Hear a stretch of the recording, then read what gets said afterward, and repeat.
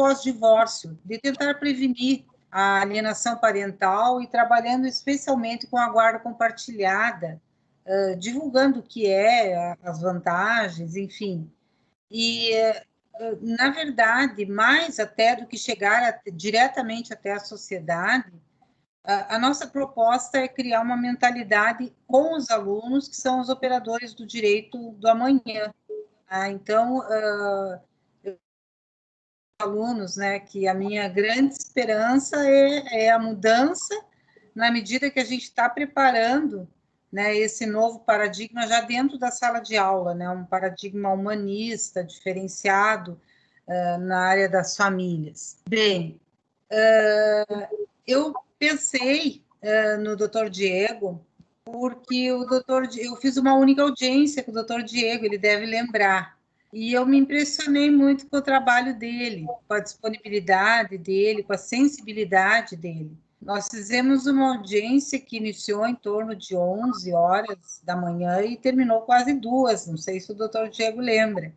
E encerramos 3 processos naquela ocasião. Então, a gente vê assim, um diferencial em relação a isso, que, na verdade, é o que se espera mesmo do Poder Judiciário. Tá? Um diferencial nesse sentido, de que as questões de família sejam trabalhadas assim, dessa forma mais diferenciada mesmo. Bem, então, eu pensei no Dr. Diego e, por coincidência, quando eu falei no nome dele, a gente tem um trabalho com uma equipe menor, alguns alunos que se disponibilizaram a trabalhar especialmente no projeto de extensão, e quando eu fiz referência no nome do doutor, uma aluna me disse que teria assistido já uma live do doutor Diego. E aí eu fui atrás, ela me mandou o link e eu assisti a gravação e realmente é bem o que a gente esperava. Então, a gente convidou, ele foi bem disponível, né? Atualmente até a gente está atrapalhando um pouco, porque depois ele vai contar para vocês aonde ele se encontra, no que ele está envolvido agora, né, doutor? Mas, enfim, eu acho que é um momento, assim, bem rico para a gente trocar essas ideias, né, ouvi-lo. Eu, antes de dar a palavra para o doutor Diego, eu quero colocar alguns avisos, que é o seguinte, nós temos a nossa equipe aqui, os meus ajudantes, a Letícia, a Ana Luísa, a Luciane, a Kelly, elas estão anotando o nome de quem quer receber o certificado depois como ACC. Então, vocês têm que digitar o nome por extenso no chat, que elas vão anotar, certo? Depois a gente fornece isso, então.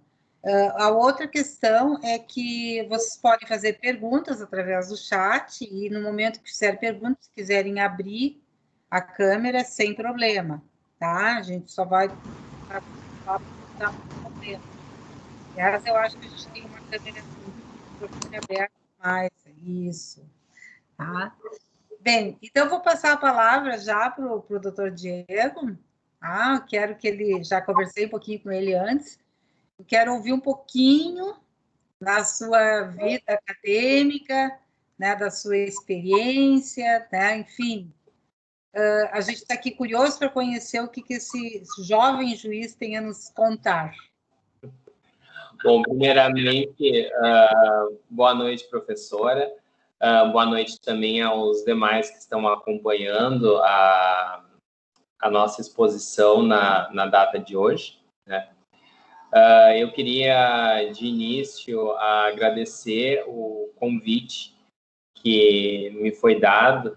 A professora até comentou a questão de estar atrapalhando, mas, na verdade, falar sobre direito de família, que certamente é uma das minhas paixões, nunca é atrapalhar, bem pelo contrário, né? É algo que eu gosto muito de fazer, e eu louvo a iniciativa de existir um grupo de pesquisa específico, né, para tratar dessas ações relacionadas ao direito da família, o efeito pós-divórcio, as questões referentes à alienação parental, sobretudo para trabalhar na questão humanística, porque hoje se fala muito em juízos, em profissionais automatizados, a utilização da robótica, de algoritmos, e nós vemos principalmente em áreas delicadas como o direito das famílias, o direito da infância e juventude,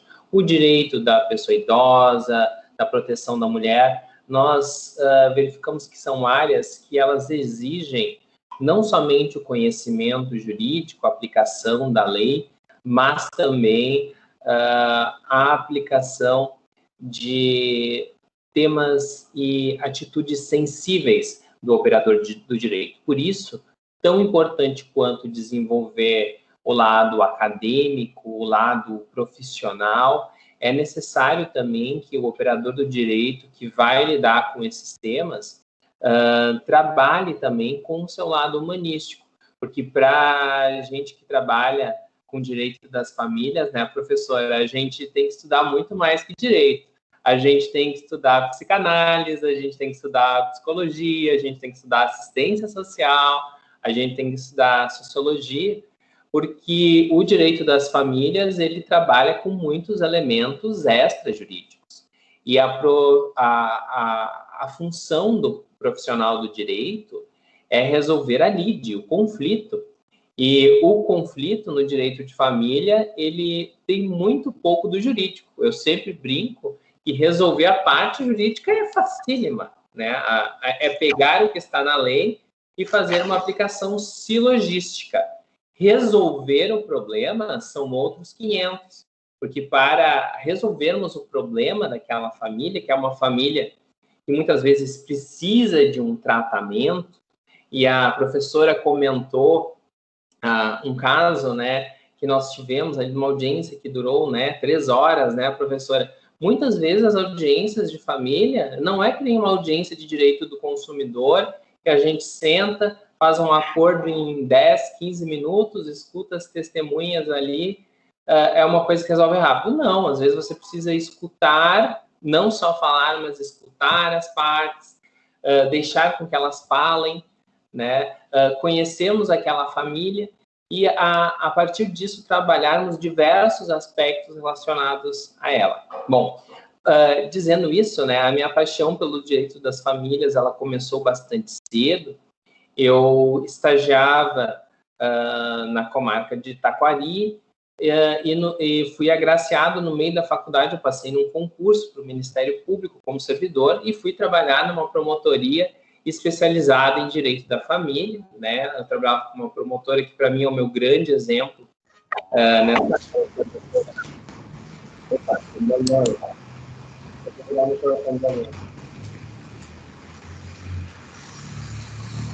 Tá me ouvindo, doutor Diego? Sim, eu estou vendo um barulhão. Acho que parou agora.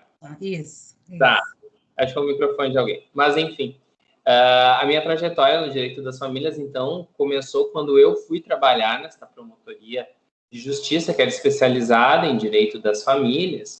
Eu trabalhei com um profissional exemplar nessa área, que era a doutora do Estado, em Porto Alegre, e ela era membro do IBDFAM, e eu acabei estudando muito essa área, lendo os artigos que eram publicados na revista do IBDFAM. Posteriormente, acabei me tornando membro do IBDFAM, depois que eu ingressei na magistratura. Era servidor do Ministério Público, trabalhando nessa área de direito das famílias. Fiz a minha linha de pesquisa na faculdade, trabalhando o direito à razoável duração do processo, e, posteriormente, na minha pós-graduação, eu uni o direito de família e essa área que eu já pesquisava e trabalhei os aspectos relacionados às ações de família no novo Código de Processo Civil, sobre esse prisma tanto da área humanística quanto também da efetivação da celeridade e da sensibilidade aplicada ao processo de família. Fiz tanto a minha graduação quanto a pós-graduação na Unisc, e, posteriormente, no ano de 2017, eu ingressei na magistratura do Rio Grande do Sul, fui titular em Caçapava do Sul, né, na primeira vara judicial, trabalhava numa vara judicial, então eu pegava literalmente de tudo, né, professora? Clínica geral, o que é muito interessante, porque a gente trabalha com todas as áreas do direito, né?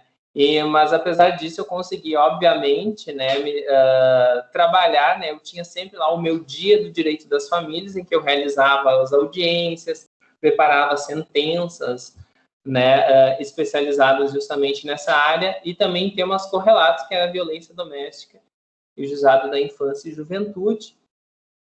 Felizmente, né, esse ano foi um ano bem complicado, de 2020, mas dentre tantas coisas ruins, aconteceu uma coisa boa, que eu acabei sendo promovido para a comarca de Dom Pedrito, né, alcancei a entrância intermediária por merecimento, e eu, claro que fiquei muito feliz, né, mas vou assumir a nova comarca de entrância intermediária agora no final do mês de janeiro. A professora comentou ali que eu estava me dedicando a fazeres, né? Então, eu estou me deixando Caçapava e estou usando recesso, né, para deixar, né, a comarca em dia, sentenciando muitos processos, né?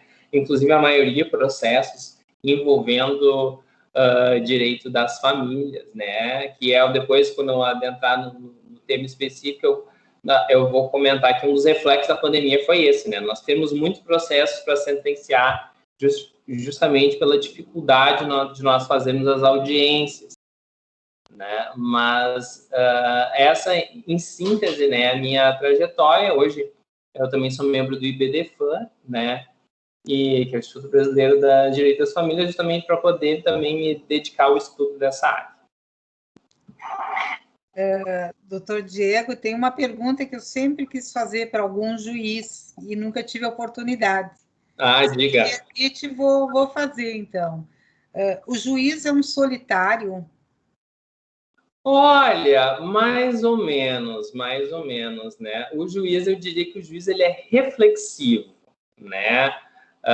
Eu não digo solitário, porque a gente precisa das outras pessoas, né? E é importante para o juiz, principalmente para o juiz que está numa vara judicial, ele ter um conhecimento no sentido de experiência multifacetada. É importante que o juiz conheça a comunidade, conheçam outros tipos de assuntos, outras experiências pessoais, mas a atividade judicante, eu não diria solitária, mas ela é muito introspectiva, né? Por vezes eu falo aqui em casa, né? Eu estou aqui em home office, né? Estou aqui com o meu companheiro e muitas vezes ele fala comigo e eu digo, o quê? Porque a gente está concentrado, pensando num processo, pensando numa sentença. Então, eu não digo que é solitária, mas exige-se muito do juiz essa introspecção. E essa introspecção, principalmente em casos delicados, ela não tem hora para chegar, né? Por vezes a gente está quase lá dormindo e vem aquela ideia na mente. Tem muitos processos, especialmente nessas áreas que envolvem infância e juventude, violência doméstica, direito das famílias. Elas exigem que muitas vezes nós tenhamos alguma reflexão. Não é só pegar, ler o processo, é pegar, ler o processo, fazer uma meditação sobre isso, né? E, por vezes, às vezes a gente tem que deixar para sentenciar de manhã, né? Eu digo, às vezes a gente lê o processo, né, durante o dia, pausa, fica à noite pensando, construindo a sentença, refletindo sobre aquilo, e no outro dia de manhã parar na frente do computador e daí fazer isso, né? Então, é quase, eu não digo solitária, né? Mas por vezes a gente precisa desses momentos com a gente mesmo, né? Eu comparo com a nossa atividade como advogados, né? Normalmente a gente tem uma equipe, a gente debate o caso, né? A gente ouve colegas, e o juiz me parece que ele tem que ter uma certa reserva nesse sentido, né? E principalmente eu acho que até em comarcas pequenas, né? Porque às vezes é juiz único na comarca, em Caçapava são 2 varas, né? Não chegaste a ter essa experiência de juiz único. Eu fiquei, inclusive, durante o tempo que eu estive em Caçapava, eu praticamente fui juiz das duas varas por um grande tempo, né? Porque eu tive um colega em 2018, quando eu cheguei, mas que ele ficou poucos meses, porque era de outro estado, passou do concurso. E daí eu fiquei metade de 2018, 2019, o início aqui desse ano veio um outro colega, porém ele foi promovido junto comigo, já saiu, né? Então tem muito disso, né? O juiz ele não pode, ele tem que conhecer a comunidade. É tudo um meio termo. Você tem que conhecer a comunidade, mas você também não, infelizmente, você não pode ter muitas amizades, não pode ter amizades, não, né? Isso fica um pouco restrito, né? Então o juiz tem essas certas limitações, né? Mas felizmente, claro, que deixa a gente. Hoje nós vivemos num mundo em que a gente tem, né, infinitas formas de contato, né? Que a gente teve muito durante esse ano, né? Por exemplo, os meus pais, eles são do grupo de risco, mas a gente se fala toda semana, todos os dias quase, por WhatsApp, por Skype, né? Por outros meios, né? Mas com a comunidade é sempre um passo na frente, dois atrás, justamente porque a gente tem que manter essa imparcialidade. Nesse sentido que eu sempre penso, né? Eu enxergo o juiz quase como um solitário, entre aspas, em virtude disso também. Sim, sim. Mas vamos conversar um pouquinho, então, sobre o momento atual, né? Qual foi o grande diferencial no judiciário?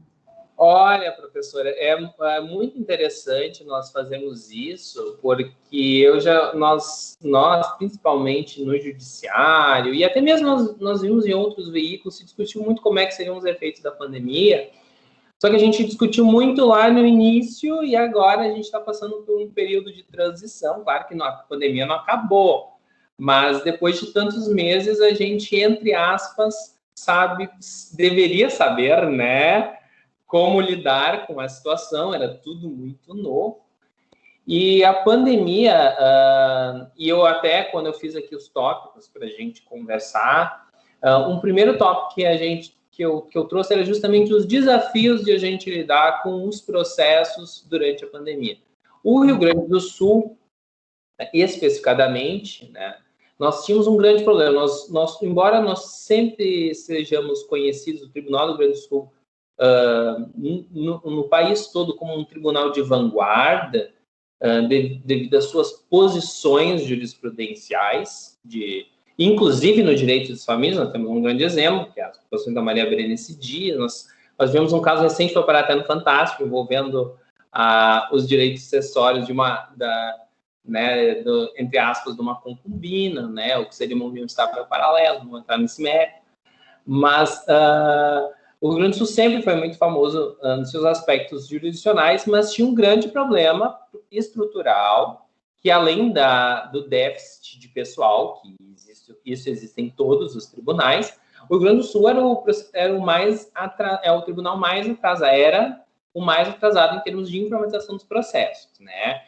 A minha turma, por exemplo, ela é metade composta por juízes que vieram de outros estados, e eles comentaram que essa foi a principal coisa que eles se surpreenderam no Rio Grande do Sul, é que nós não tínhamos processo eletrônico, né? Quando nós chegamos em 2017, o único processo eletrônico era o GEC-GFAS, que, com todo respeito, mas é um sistema horrível que a gente usa, que é o ETEMS, e a introdução do processo eletrônico, casualmente, né, aconteceu em grande escala no final do ano de 2019. E com muita segurança, eu digo, foi isso que salvaram os processos durante a pandemia.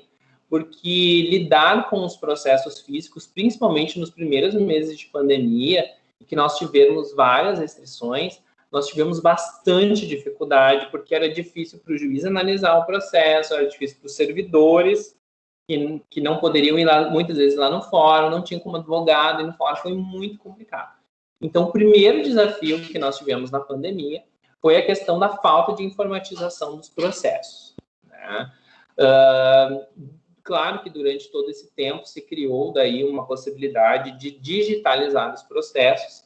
Na comarca, inclusive de Caçapava, nós temos uma grande conversa junto com a OAB, e a OAB eu sempre tive um relacionamento muito bom com a OAB. A OAB de Caçapava foi muito parceira, nós tivemos um bastante número de ações que foram transplantadas para o processo eletrônico, e também nós tivemos a possibilidade de fazer as audiências virtuais, né? Que isso foi talvez um grande também diferencial para o lado bom e para o lado ruim, tá?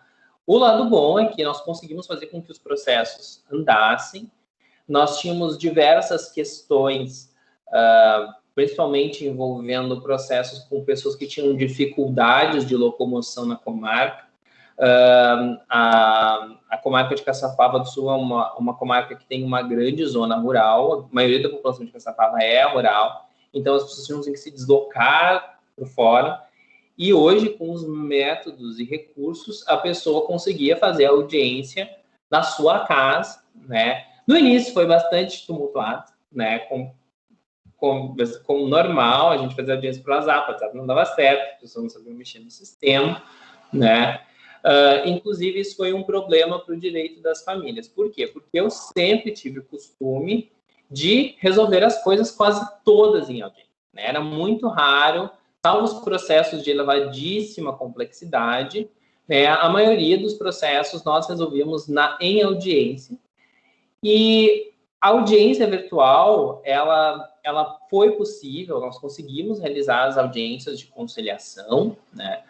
Só que não é a mesma coisa que antes, né? Porque a gente sabe que o bate-papo que existia com todo mundo na sala, advogado, promotor, a parte, o juiz, ele era mais dinâmico. Então, uma das grandes dificuldades nessa pandemia foi que a gente fizesse as conciliações pelo meio virtual. A gente sabe que a gente está designando as audiências estão acontecendo, mas elas ainda enfrentam um grande problema, justamente porque tem esses problemas até mesmo da parte em saber manusear os sistemas eletrônicos, né? Eu tinha o costume de marcar audiência de conciliação direto, como manda a lei, né? Eu não fazia postergar a audiência para depois da réplica. Eu tive que fazer isso agora. Por quê? Porque às vezes a parte recebia o processo eletrônico, que já é a citação eletrônica já era difícil, e ela às vezes não sabia mexer em Cisco, até mesmo em WhatsApp. O WhatsApp pode parecer normal para a gente, mas tem muita gente que não sabe manusear, fazer videochamada. Então, nos grandes impactos, eu tive que alterar as audiências de conciliação para depois da réplica, né? Porque daí, pelo menos, a parte já tinha advogado. Então, se ela tivesse alguma dificuldade, o advogado, a defensoria pública, estava lá para dar um auxílio, né? Claro, em algumas audiências mais complexas, até excepcionalmente, a gente até fazia no fórum. Muitas vezes, a gente, olha, não estava dando problema de conexão ali, problema de conexão acolá, todo mundo vinha para o fórum. Teve casos que a gente teve que botar eram muita gente. E esses casos, normalmente, eram audiências de família, a conciliação mais é na família, né, que a gente insiste. Direito patrimonial, os advogados conseguem, né, mais fácil de resolver fora. A gente tinha que botar cada um numa sala, ligar uma câmera, eu ficava no gabinete. Era uma dificuldade, né.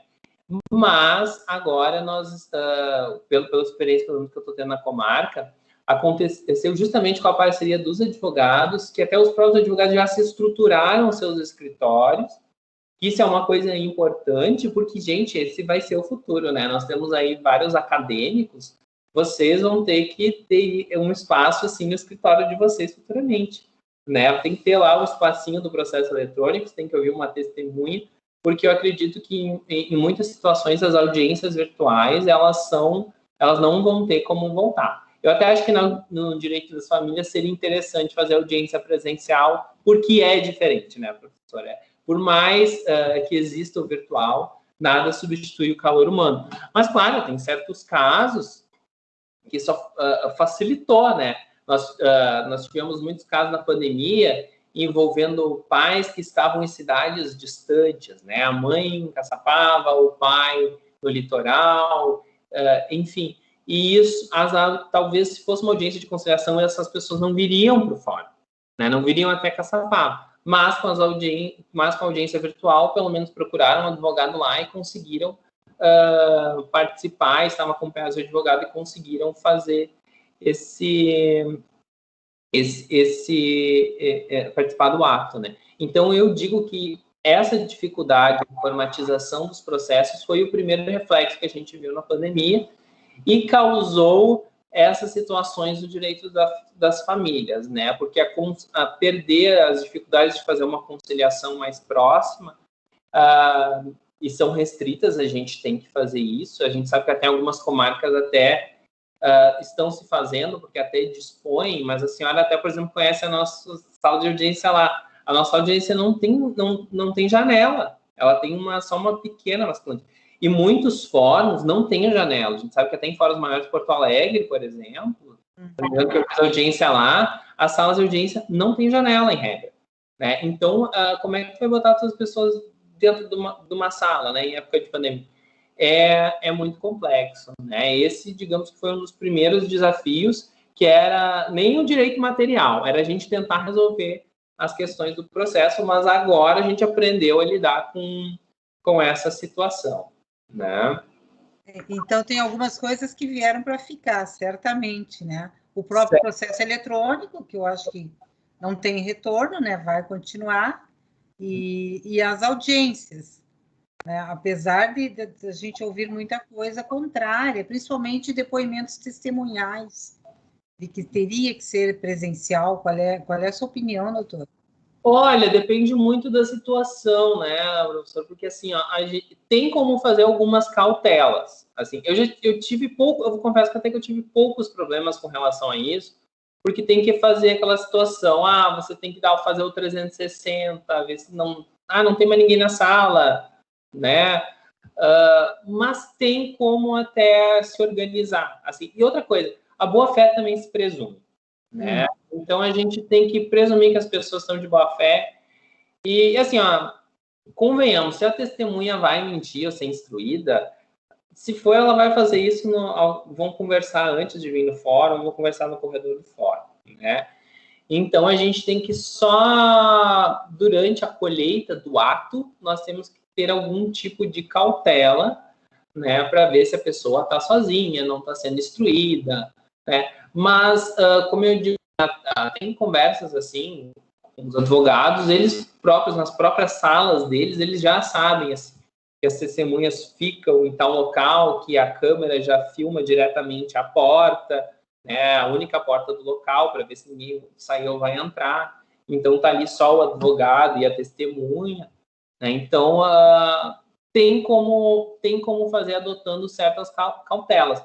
E assim, eu, por exemplo, eu fiz muita audiência de instrução civil, incluindo família, né? As audiências criminais são um pouco mais complexas, a gente sabe, né? Porque daí por N fatores diferentes, né? Então, as audiências criminais, até em regra, eu estou fazendo daí presencial, mas as audiências cíveis, a gente consegue ter uma cautela maior e realizar esses atos, né? Eu sou favorável, assim, até que está dando certo, e quando não está dando, é bem fácil de ver, assim, né? Então, né, pelo modo que a gente determina que se organizem as câmeras no local, dá para ver bem quando está tendo instrução, quando alguém está soprando, né? Teve casos na hora que eu falei, fulano soprou essa pergunta, não vou considerar, né? Ou encerro, já teve casos que eu tive que determinar, encerro o depoimento, declaro ele prejudicado porque estava o autor assoprando, assim, para testemunho, e mesmo o advogado chamando a atenção, você não pode falar,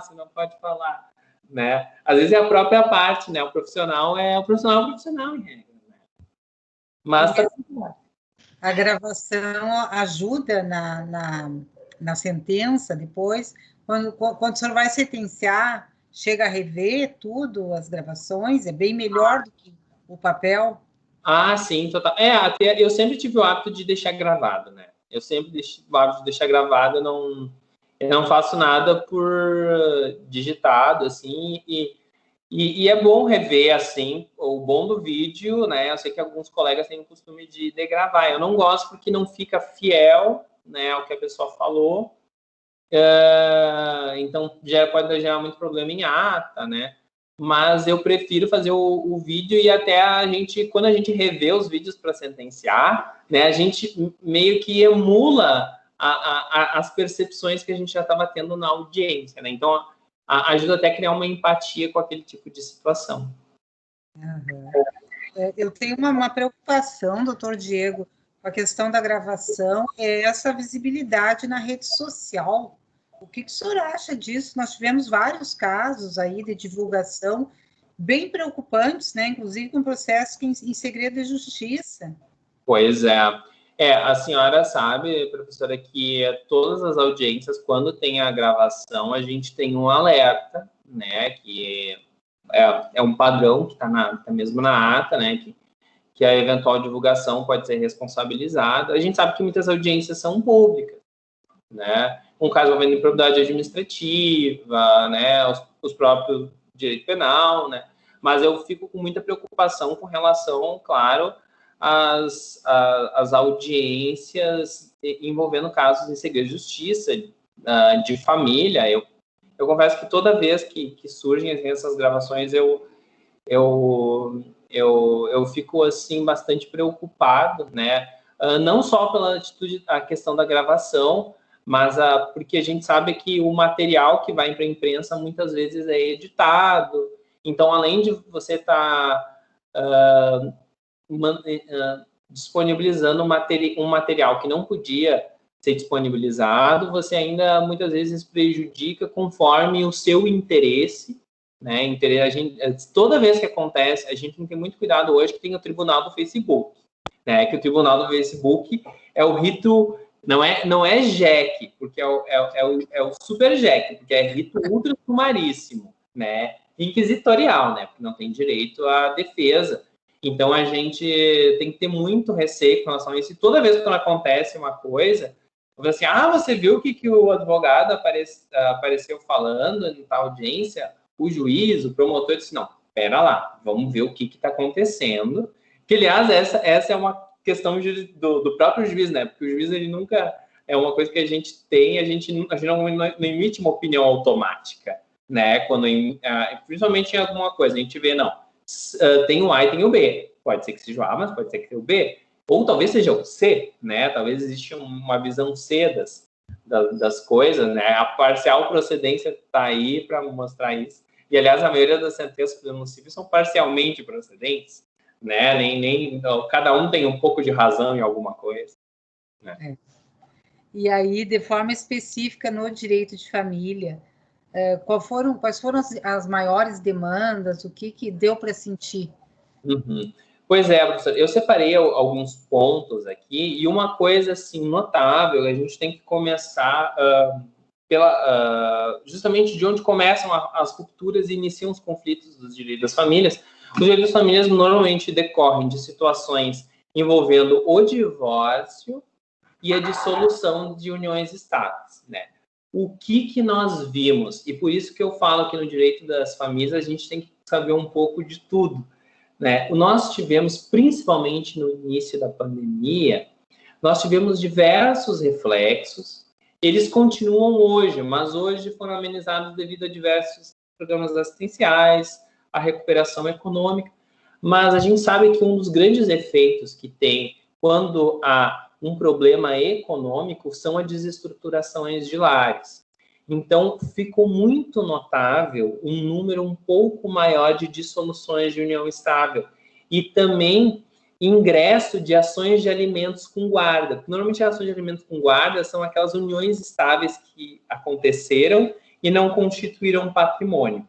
Então, nós podemos ver assim que nós tivemos, principalmente no início ali, da pandemia, toda essa questão social, principalmente envolvendo aspectos econômicos, muita gente que perdeu emprego, que teve seu contrato de trabalho suspenso, que teve que se reinventar, que teve limitações na sua própria atividade empresarial, né?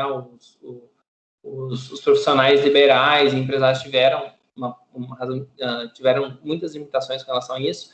Esses aspectos acabam abalando também o direito das famílias, né? Abalando, né, a construção da família. Então, foi muito perceptível que a gente teve muitas dissoluções e muitas envolviam, né, questões envolvendo dívidas, né? Então, as pessoas tiveram dificuldades com relação a isso, e foi notório que a gente teve um certo aumento ali do número de rompimento de relações, incluindo situações que envolviam, né, crianças e adolescentes, né? E paralelo a isso também, a gente também teve um aumento nas relações, nos problemas envolvendo a violência doméstica contra a mulher, porque normalmente o que acontece? Principalmente quando por isso que eu digo o bom da vara judicial. Quando dá uma situação de violência doméstica, a gente sabe daqui a 2 semanas vai ter uma ação de alimentos, vai ter uma dissolução de união estável, vai ter um pedido guarda, porque a mulher agredida ela vai buscar, né, a resolução daquela situação. Então, esses problemas extrajurídicos tiveram um impacto, né, nas demandas envolvendo os casos de violência contra a mulher, né? Nós tivemos um aumento e também de certas dissoluções de união estável. Então, nós tivemos esse crescimento, né? E de habitual, que foi uma das primeiras dúvidas que surgiram na pandemia, é como ficaria a questão envolvendo a guarda e o regime de convivência. Tá? Eu tenho um posicionamento muito específico com relação a isso. Infelizmente, foi um posicionamento que em tese prevaleceu até na jurisprudência, porque quando se começou, principalmente nos primeiros meses da pandemia, no primeiro semestre, né, desse ano, nós tivemos diversos pedidos de alteração de guarda, restrição da guarda, alteração do regime de convivência, tão somente relacionado com a pandemia. Tá? E a partir disso, nós também vemos que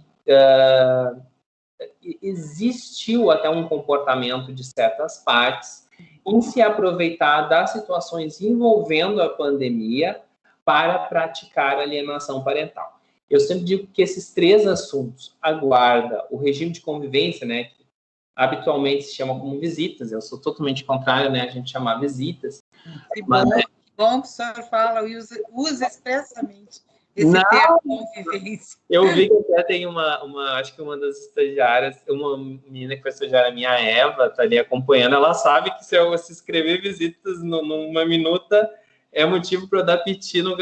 Visitas de menor de idade, assim, eu me arrepio que eu me recuso a assinar. Né? Às vezes sai por engano, mas eu não... É o tipo de coisa que eu não... A gente tem que usar os termos corretos, né, prof? E o que acontece? Nós vimos isso que teve dúvidas, algumas por boa fé, porque não se sabe, no início houve um pânico, né? Então, principalmente pais e mães que tinham a guarda, não queriam que os filhos viajassem, que outras pessoas tivessem acesso, de modo a fazer um completo isolamento social da criança. E o meu posicionamento sempre foi o seguinte, nós estamos em distanciamento social. Tá? Se tem que acontecer alguma excepcionalidade em você violar o distanciamento, esse distanciamento ele tem que acontecer com relação a terceiros, não com relação ao núcleo familiar. Até porque, primeiro de tudo, pai e mãe têm um dever de cuidar da criança. Tá? Então, mesmo aquele que não está com a guarda, ele sabe que ele vai ter que ter, quando ele vai exercer o seu direito de convivência, ele tem que adotar todas as cautelas possíveis, né? Uma das medidas, por exemplo, que eu tive que adotar em muitas decisões foi proibir a viagem da criança em transporte público, porque a gente sabe que o transporte público eventualmente vai mais pessoas, gera aglomeração, e isso pode gerar algum eventual problema para a criança daí, claro, a gente sabe que eles não são grupo de risco, mas aí podem contaminar outras pessoas que são no grupo de risco, né, e por aí vai.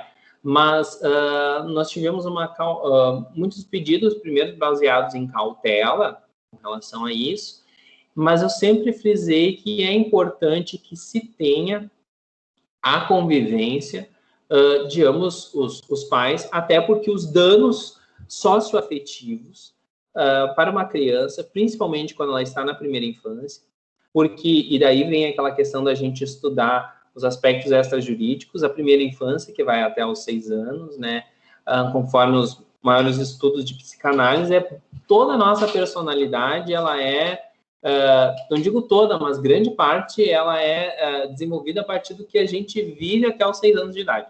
Então, você tirar o convívio de um pai ou de uma mãe, ou restringi-lo demais, tão somente por causa da pandemia, né, sabendo que o pai ou a mãe pode exercer o seu direito de convivência com cautela, é muito gravíssimo aquele núcleo familiar e principalmente a formação psicológica e social daquela criança ou adolescente, né?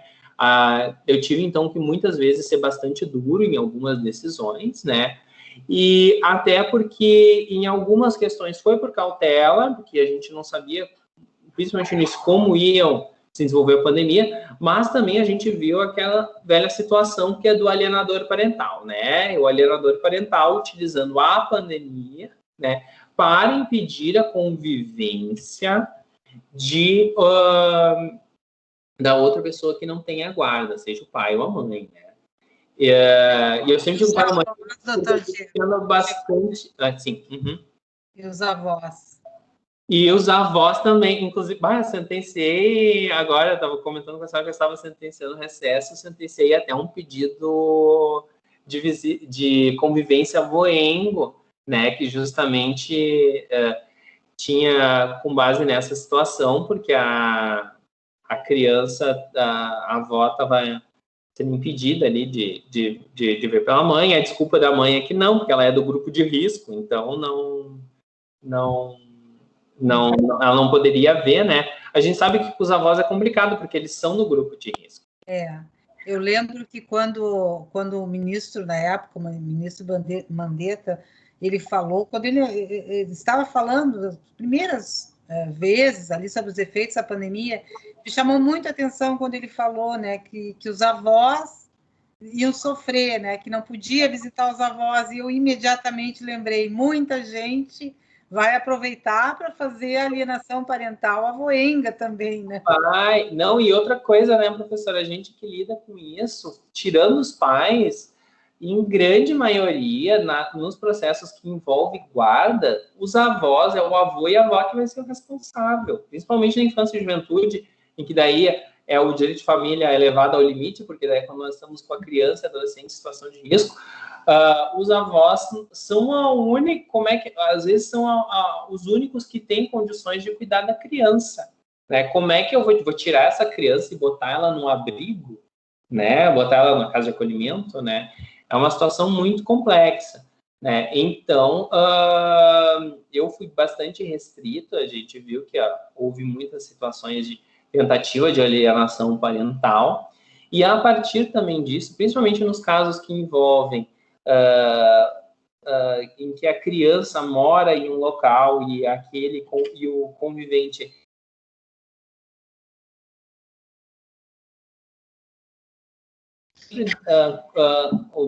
buscar determinações que estipulassem a convivência por meio de videochamada, né?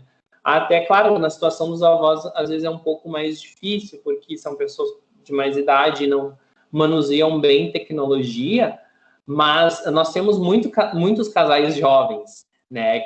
Principalmente com criança pequena, normalmente são grande maioria são casais jovens, né? E eu, principalmente por conta dessas medidas que a gente teve que restringir o transporte público, e às vezes o pai ou a mãe tinha dificuldade de vir buscar a criança, por aí dependia de pegar um carro, de ir com alguém, eu sempre busquei adotar medidas compensatórias com relação às videochamadas. Então, uma vez por semana, né, no domingo de noite, que é normalmente o horário do Fantástico, ou o horário do Faustão, ninguém quer assistir Faustão, daí era aquele horário que daí eles buscavam para fazer uma videochamada, né, para pelo menos ter um contato, assim, com a criança.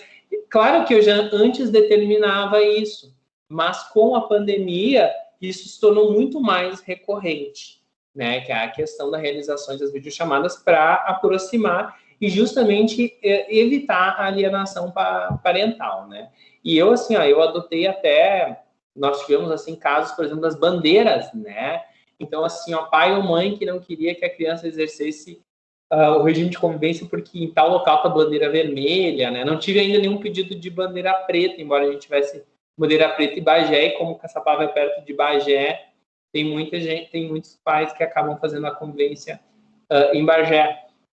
Mas, assim, até as questões da bandeira vermelha, amarela, laranja, teve vários pedidos também nesse sentido, mas eu mantive a convivência, só tão somente determinando daí que o pai e a mãe que fosse fazer a convivência, tivesse que buscar a criança, ele tivesse que adotar essas outras medidas alternativas para garantir a saúde da criança, né? Evitar em locais públicos, não evitar o transporte público, utilizar a máscara e etc.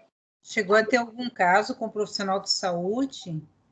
Não, até assim, esse tema já foi debatido, eu até debati sobre esse tema, não tive ninguém ainda com um profissional de saúde, até teve um caso de muita repercussão, né, que foi parar até na mídia, envolvendo um fato de tão somente ser um profissional de saúde e ter limitado o direito de convivência ao guarda. Eu não tive nenhum caso nesse sentido, mas então eu posso falar abertamente, eu sou particularmente contrário até a esse posicionamento, né? Porque o fato de um profissional é até bastante perigoso, que eu vejo isso, um profissional de saúde que está se dedicando para cuidar vidas, ele já é penalizado porque está trabalhando na pandemia, ele é duplamente penalizado porque ele não tem contato ele vai ter seu contato vedado com o filho, né? Então, enfermeiros, médicos, eu vejo isso com bastante preocupação, e eu mesmo conheço muitos enfermeiros, enfermeiras, médicos e médicas e eu posso falar até justamente essa questão de experiência, que tem como você manter o convívio de um profissional de saúde com os seus filhos, né, durante o período de pandemia. Até porque é o seguinte, o profissional de saúde, na verdade, é a pessoa que mais entende de precaução, de métodos, de como evitar o contágio, né, são justamente os profissionais de saúde. Tem como eles adotarem medidas de convívio com os próprios. Eu acho muito gravoso esse tipo de situação. Não é salvo se, por exemplo, for demonstrado que o pai ele é profissional de saúde e daí ele está tratando com desleixo em casa, que é uma prova extremamente difícil de ser produzida, né? E é o seguinte, assim, a gente quer que às vezes a gente trabalha tudo com prova, né? Não basta só alegar, né? A gente sempre analisa provas. É uma prova quase impossível de ser feita e se for feito, eu acho muito difícil isso acontecer, porque normalmente o profissional de saúde é o que mais entende de como adotar as cautelas, né? Então, eu imagino que absurdo se de um dia para a noite se baixasse uma lei que todos os médicos, todos os enfermeiros e enfermeiras, eles estavam automaticamente destituídos da guarda porque eles estão trabalhando, cuidando da saúde dos outros. Não faz muito sentido, né? E sobre a guarda compartilhada? Eu conheço seu posicionamento, mas eu gostaria que o senhor falasse. Guarda compartilhada em municípios diferentes, guarda compartilhada com residência alternada. Eu sou, inclusive, né, professora, hoje eu até mudei, são coisas que a gente trabalha muito, né, a gente vai amadurecendo com o tempo, né, e hoje, por exemplo, quando eu fixo liminarmente, quando eu tenho que fixar, porque normalmente na ação de família você vai fixar provisoriamente em tutela de urgência, né, e até de ofício, né, com base do poder de cautela do juiz, tem que fixar os alimentos provisórios, a guarda provisória e o regime de convivência provisório. A guarda compartilhada, antes eu não fazia isso no início, mas agora estou fazendo, né, porque esse é o meu posicionamento, eu sempre defendi isso, né, e eu me lembro, né, quando teve a instauração da lei da guarda compartilhada e desse sistema que eu chamo do modelo cooperativo de criação dos filhos, né, os pais têm que cooperar para a criação dos filhos, que é uma coisa boa para os dois, e muitas vezes aquele pai o pai ou a mãe fica brigando pela guarda unilateral, ele não tem consciência da importância de dividir esse encargo com outra pessoa, porque a professora tem filho, sabe, né? Criar filho é difícil, você precisa de alguém, e a criança, ela precisa do pai ou da mãe, né? Das figuras materna ou paterna.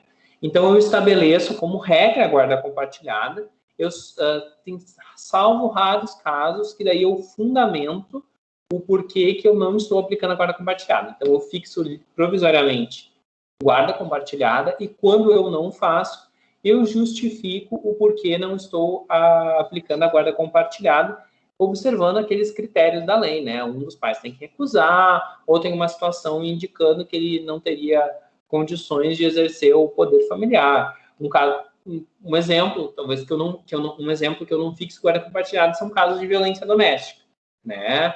Então, quando tem lá elementos demonstrando que houve prévia violência doméstica, é um caso que daí eu não fixo a guarda compartilhada, porque é uma situação um pouco mais complexa, nada impedindo que no futuro, né, porque eu trabalho muito com a questão dos grupos reflexivos, né, na violência doméstica, que é o trabalho da justiça restaurativa, né, de futuramente se possibilitar aí uma guarda compartilhada. Mas eu adoto a guarda compartilhada como regra, e inclusive com relação em cidades diferentes. E é curioso isso, professor, a senhora sabe que isso caiu uma vez num concurso, uma vez que eu fiz em Santa Catarina, e eu defendi o meu posicionamento e me deram errado, porque a posição da banca era que não podia guarda compartilhada em municípios diferentes. Eu acho um absurdo, mas não tem nada a ver, principalmente com todo respeito, né, a banca, a examinadora, mas meu companheiro está rindo aqui, mas é verdade, porque hoje, no mundo de hoje, né, em que tem uma facilidade de diálogo muito grande, né, eu inclusive, vou citar um exemplo, quando aconteceu a pandemia, eu estava passando férias na Tailândia, né, eu e meu companheiro, a gente quase, inclusive, ficou preso na Tailândia por causa disso. Mas nós estávamos na Tailândia e eu estava em férias e eu tive que resolver muitas questões envolvendo a direção do foro e a questão da destinação de verbas para a pandemia. E eu estava do outro lado do mundo e eu pude fazer uma articulação com os servidores do fórum, com outros poderes, né, para solucionar questões da pandemia, das dificuldades. Se nós, como instituição, pessoas que mal, com respeito, mas a gente, cada um tem uma relação profissional, não pessoal, a gente consegue contato, será que um pai e uma mãe, que eles já tiveram um prévio vínculo de intimidade, que normalmente um tem o celular do outro, tem um e-mail do outro, grande parte são casais jovens que estão criando filhos, então que eles sabem manusear os recursos tecnológicos, é muito difícil se pensar que não se tem como exercer a guarda compartilhada, né? Então, assim, salvo raras exceções, né, a guarda compartilhada está aí para ser aplicada, é a regra geral, e ela é benéfica para os dois. Eu acho que isso que é uma coisa que a gente tem que...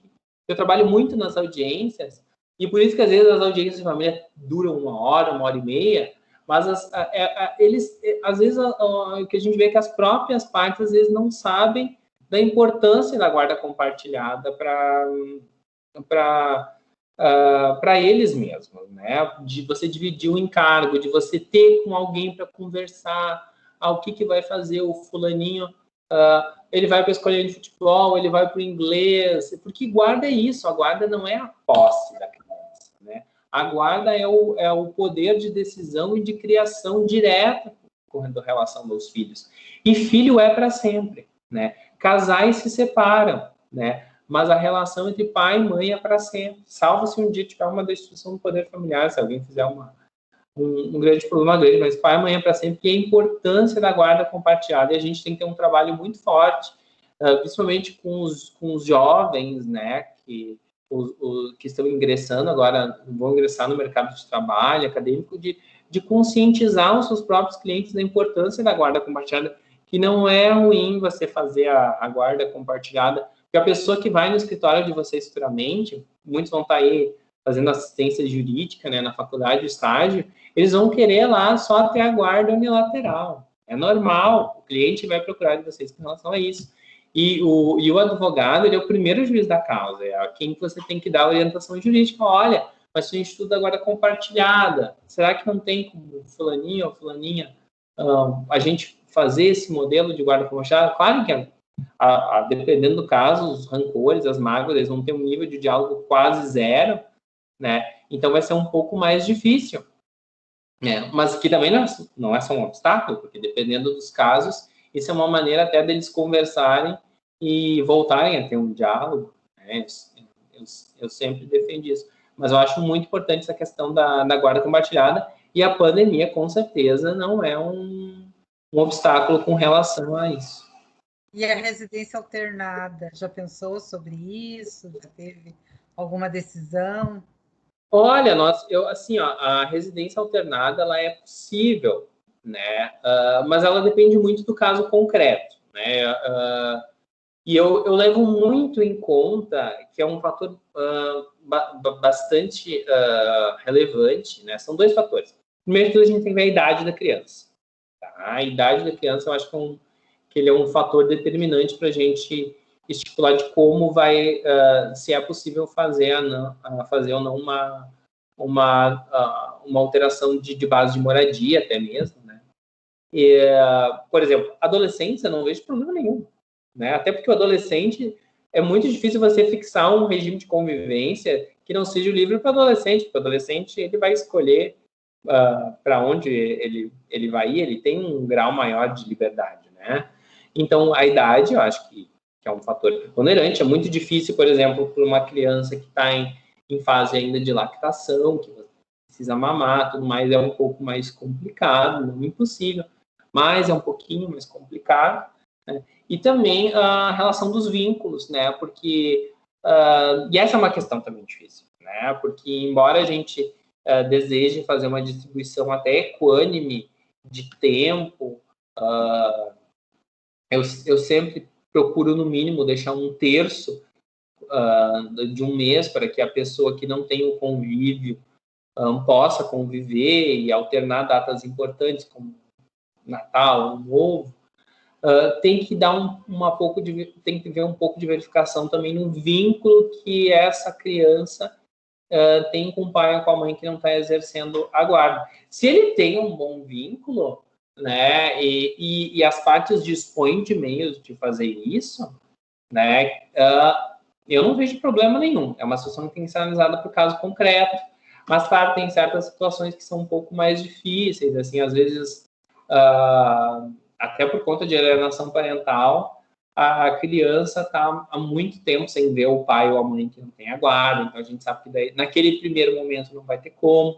Eu, inclusive, nos acordos, eu sempre estipulo, olha, quem sabe a gente começa, por enquanto, sem pernoite, mas daqui a 6 meses passar as iniciativas de começar com pernoite, né? É possível, mas a gente tem que sempre... E é assim, ó, nenhuma família é igual. Por ninguém... A gente diz assim, toda família é igual. Toda família é igual porque toda família é dramática. Porque ela é dramática porque a gente tem intimidade, então a gente expõe sempre nossos dramas para os nossos familiares, né? Mas, na verdade, todas as famílias, elas têm as suas peculiaridades e diferenças. Eu não vejo problema, mas tem que ver muito daí conforme o caso concreto, né?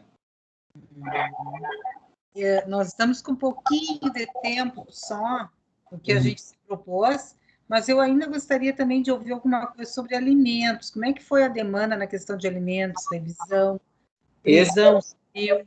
Ótimo, professor. Esse é o meu próximo tópico. Eu acho que a gente não poderia deixar de falar nisso, né? Bom, eu tenho também um posicionamento que hoje é até minoritário, tá? Não sei se a professora adota também o mesmo posicionamento que eu. Tudo bem, estamos aqui para divergir. Se a gente não divergisse, ninguém tinha emprego no direito, né, prof? Mas, assim, uma questão dos alimentos, claro, muito como eu referi, a pandemia ela trouxe muitos aspectos de ordem econômica, tá? E com relação a isso, eu entendo que nós tivemos um pedido de redução de alimentos, tá? E daí, professor, eu vou dizer o seguinte, muito abuso, tá? Por exemplo, eu tive casos curiosos, não vou citar nomes, né? E são casos que até eu acho que já estão até julgados, né? Os processos pro EPROC vão, né? Eles começam na pandemia e já estão todos julgados. mas, por exemplo, servidor público, que recebe em dia pedindo redução de alimentos, né, por causa da pandemia. Não é bem assim, né? Então, assim, a gente teve que analisar cada caso concreto com relação a isso. E nós tivemos, principalmente, o que mais afetou nos alimentos, eu mantive mais ou menos as minhas decisões com relação aos alimentos provisórios, porque já é um valor muito baixo, né? O que a gente fixa, ou 20% ou 30%, que não abaixa disso, já é um valor muito baixo. Então, assim, ó, o alimentos é sempre dois lados, é necessidade e possibilidade. E quando você está aliviando muito para um lado, se você está aliviando muito para o alimentante, né, para a pessoa que está pagando alimentos, você está sobrecarregando a pessoa que está com a guarda. Então, eu basicamente não mantive, né, eu mantive os patamares que eu fixava de alimentos provisórios, tá? Salvo raras exceções, né? Mas aí são situações assim, por exemplo, gente que ganhava muito, sabe? Ganhava gente que pagava 3, 4 salários mínimos e daí foi empresário, sofreu um baque na pandemia e daí baixou. Daí são casos específicos. Mas aquele mínimo é mínimo, né? E esse eu não mudei o critério. Posteriormente, nós tivemos o advento da lei da pandemia, a lei da Covid, né? A 14.010, se não me engano, que ela estipulou também a suspensão da prisão civil. Uhum. Quando teve a suspensão da prisão civil, eu não decreto até hoje prisão domiciliar, porque é uma posição que eu tenho desde antes, que vem desde da experiência que eu tenho no crime, que prisão domiciliar é prisão fictícia. Tá? Então, assim, a gente finge que a pessoa está presa. Então, eu não aplico a prisão domiciliar, mas eu estava aplicando durante o período de vigência as medidas alternativas, que eram, na verdade, medidas que a gente eu digo a gente judiciária, né? Mas que normalmente nós já aplicávamos, né? Que é a inscrição pelo Serasa Ajude no cadastro de inadimplentes, suspensão da CNH, que é um pouco difícil, porque muitos devedores não têm CNH, né? Eu ainda sempre, quando eu vou adotar essa medida, eu dou uma consultada no Consultas Integradas, o cadastro de inadimplentes, suspensão da CNH, algumas outras medidas envolvendo cartão de crédito, né? Elas são medidas assim, ó, tirando a inscrição no cadastro de inadimplentes, que é uma questão muito forte, né? Inclusive, a inscrição no cadastro de inadimplentes, ela tem um efeito tão forte quanto a prisão civil, né? Porque daí a pessoa não consegue, às vezes, comprar um remédio na farmácia, né? Porque está no Serasa. Então, essas são medidas que estão tendo bastante posicionamento. Mas eu não estava adotando a prisão domiciliar, até ressalvando a possibilidade de depois ser decretada a prisão civil nos moldes tradicionais, tá? Porque depois da pandemia. Depois da pandemia. Por quê? Porque se você decreta a prisão domiciliar é prisão que não é prisão, mas é prisão. Então você prendeu, teve a prisão civil. Daí você não vai poder fazer a prisão civil depois, tá? Então eu não decreto. E eu tenho o mesmo funcionamento com relação à prisão preventiva domiciliar. Não existe. Isso é mais fácil você aplicar medidas cautelares, isso daí se não cumpridas. Daí converte uma prisão preventiva, né, lá no crime, e que você decretar a prisão domiciliar. Então eu não adoto esse posicionamento, adoto os posicionamentos de fazer as medidas alternativas. O que acontece? Essa lei, ela perdeu a vigência, porque a eficácia dela, desculpa. Porque a eficácia dela era temporária até o dia 31 de outubro. Outubro de 2020. O que acontece? Nós tivemos agora um recente informativo do STJ dizendo que a prisão civil, mesmo em época de pandemia, acho até forte a conclusão utilizada no informativo, que ela seria teratológica. Acho que não tem nada a ver com relação a isso. Dizendo que não caberia a nenhum tipo de prisão civil, mesmo depois do fim da eficácia da lei. Eu acho uma coisa complicada, porque o legislador já optou por fazer uma regra de transição durante a pandemia. Tá? Então, basicamente, se a gente está fazendo isso, a gente está legislando. Tá? E é quase um julgamento de, entre aspas, equidade e aquilo. Quando você alivia para um lado, você está sobrecarregando o outro, né? E, infelizmente, não existe nenhum efeito tão forte quanto a prisão civil.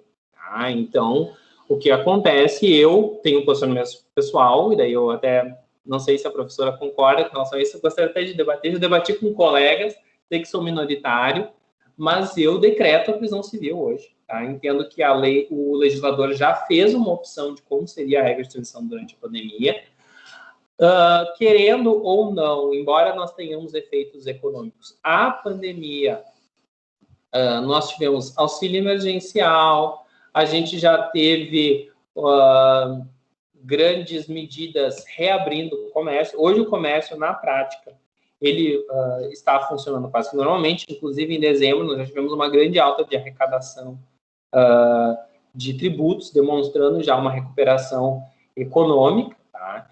Então, eu entendo que hoje se cabe a prisão civil. A única coisa que eu não fixo o regime fechado, que a lei determina, né, o Código de Processo Civil determina que seja um regime fechado. Só que o que acontece? Qual tem que ser o efeito? Você tem que prender o devedor de alimentos para coagir ele a pagar, mas você tem também que possibilitar com que ele trabalhe. Então, o que eu faço? Eu adoto uma teoria mista, que é que sempre ganha no direito. Eu decreto a prisão civil, porém eu fixo um regime semiaberto, porque daí ele pode fazer o trabalho extramuros, né? Então isso é muito interessante, por quê? Porque daí a pessoa, por exemplo, se ela está trabalhando, ela não perde o emprego, né? A única coisa é o seguinte, ela trabalha e depois vai para o presídio, né? O que acontece é que, evidentemente, quase ninguém vai preso, porque o dinheiro some, o dinheiro que não tinha aparece na hora, e paga aquela situação, né? Claro, e entre tantas dívidas, gente, a primeira dívida que você tem que ter com seu filho, né? Esse é o meu posicionamento, né? Eu tenho várias restrições com relação à prisão civil, e achei até interessante a sugestão que o senhor chegou a dar na outra live que eu assisti, de medida restritiva com relação à TV, né? Sim, com relação... Eu tive... Pois é, a senhora sabe que eu comentei, eu tive poucos pedidos, mas eu já fiz isso, né, com relação a... Eu não tive... Eu até entendo que poderia fazer essa questão de Netflix, porque fazer prisão domiciliária, a pessoa ficar em casa para ver a Amazon, Netflix, é o que eu digo, prisão domiciliária é fictícia, ainda mais em pandemia, que é tempo de restrição social, né?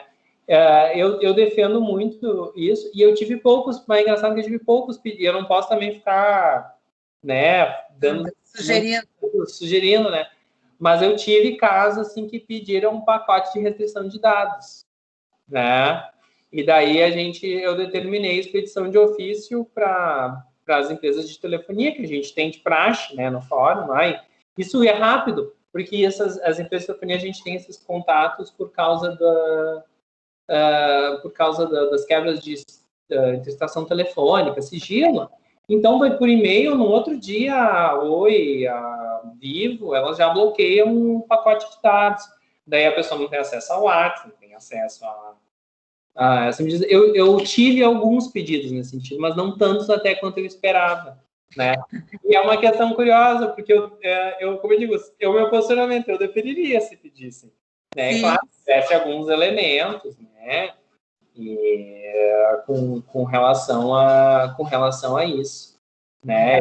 Eu acho uma medida bastante interessante, porque a gente está vendo, né, professora, que os streamings, por exemplo, eles estão substituindo a TV aberta. Todo mundo tem, ou assina Netflix em grupo, ou Disney Plus, agora Disney Plus não, senão daí vai deixar o alimentando sem assistir os filmes da Disney. Mas a Amazon, Netflix, Globoplay, né, essas coisas, muita gente tem. Então, seria uma medida coercitiva que eu acho bastante interessante de ser adotada, inclusive depois da pandemia, porque as medidas alternativas, com fundamento principalmente no 139.4, né, que a gente já adotava antes, que era suspensão de CNH, inscrição no Serasa, né? E hoje, olha, pacote de dados, né? Isso a gente não tem noção mas suspende a internet das pessoas, aí é bem complicado, né? O efeito deve ser muito sério. Né? Imagina os jovens aí sem o WhatsApp, sem Facebook, Instagram, esses jovens gostam de TikTok, né? Sem TikTok a gente brinca, mas é o que o pessoal lida, né, todo dia. Não, e o bom é que não dá despesa para o Estado, daí também, né? Não. E a empresa vai em tese e continua cobrando. Uhum. Bem, eu vou encerrar. Eu sei que muita gente queria perguntar e a gente poderia ficar horas aqui, mas é cansativo e eu também não quero exagerar. Eu ocupei muito seu tempo. Queria que o senhor, então, desse uma palavra final, especialmente uma mensagem para os nossos alunos que estão me assistindo com bastante atenção aqui, pelo que eu estou vendo.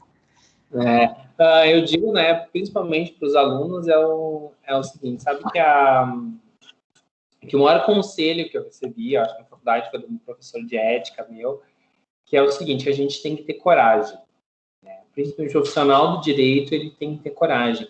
E a gente pode interpretar essa coragem de várias formas, né? Pode ser fé, pode ser esperança, né? E, assim, não importa qual caminho vocês vão escolher. Se vocês vão escolher uma trajetória acadêmica, vão querer advogar, vão querer ir para o Ministério Público, vão ir para a magistratura, vocês vão encontrar grandes desafios, né? E vocês vão lidar com o dark side, né? O lado negro de muitas pessoas, porque o direito, infelizmente, a gente lida com problemas. Mas, com relação a isso, eu sempre digo para vocês, tenham coragem, tenham fé, tenham esperança. E quando a gente é jovem, a gente acha que as coisas, e principalmente numa sociedade de informação do dia de hoje, a gente acha que as coisas vão acontecer muito rápido. Não, pelo contrário, às vezes tudo tem o seu tempo na vida. E tudo quando tem o seu tempo na vida é melhor para que vocês ganhem experiências. Mesmo que um dia vocês quebrem a cara, enfrentem alguma dificuldade, entendam isso como uma forma de vocês tiverem uma lição de superação. Se 2020 existiu, foi para isso. Foi para a gente ver que problemas podem acontecer do nada, esses problemas podem acontecer do nada em nível global, e a gente tem que ter muita coragem e criatividade para superar eles. E assim, vocês que estão, né, jovens, vocês sabem que vão ver muita coisa complicada no direito, mas acredite no bem, né? Se a gente tem que eu aprendi uma coisa, principalmente com relação aos meus pais, né, que a família da gente é muito importante na nossa formação, é que o bem, no fim, sempre dá um jeito de vencer, né? Tem muita gente má no mundo, mas tem muita gente boa, e sejam essas pessoas boas que vão inspirar outras pessoas a também fazerem coisas boas. Por isso, coragem, fé e esperança. Muito bem, muito obrigado. A mensagem, assim, nos dias de hoje, é bem importante, né? Eu quero lhe agradecer muito, tá? Muito mesmo. Desejo toda a sorte, né, na próxima jornada agora. Fico contando o período da sua próxima promoção. Quero ver o senhor aqui em Santa Maria, se Deus quiser. É a próxima etapa, se Deus quiser. Tomara, né? Vamos ficar na torcida. Muito obrigada, viu? E a gente está disponível também para qualquer coisa. E o semestre que vem, de repente, batemos outro papo, certo? Claro, professora. Eu quero agradecer novamente a oportunidade, a senhora, aos demais que estão acompanhando, né? E que esses momentos possam se tornar repetíveis, porque, como eu digo, para mim, falar sobre direito das famílias, principalmente com pessoas tão legais como a senhora, né? São sempre momentos muito gratificantes para mim. Que bom, então. Então tá, gente. Muito obrigada, então. O pessoal está lhe desejando também sorte, agradecendo aqui. E termina, então, esse períodozinho aí de recesso, ver se consegue terminar logo essas sentenças para poder dar uma descansada, né? Então, Então. Tchau. Tchau.